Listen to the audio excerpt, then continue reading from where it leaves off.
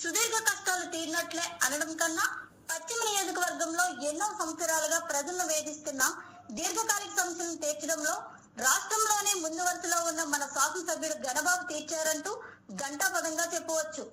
గ్రామాల ఏర్పాటు నుండి ఇప్పటి వరకు సమస్యను అండర్ పాస్ బ్రిడ్జిలు వేయడంలో కృషి చేసి సాధించడంతో ఈ మార్గంలో మొదటి బస్సు ప్రయాణం సాగించింది. నేటి నుండి ఈ మార్గం గుండా వేల సంఖ్యలో చుట్టుపక్కల 14 గ్రామాల ప్రజలు తమ తమ వాహనాల ద్వారా కాకుండా ఆర్టీసీ బస్సుల ద్వారా కూడా సాఫీగా ప్రయాణం సాగిస్తున్నారు.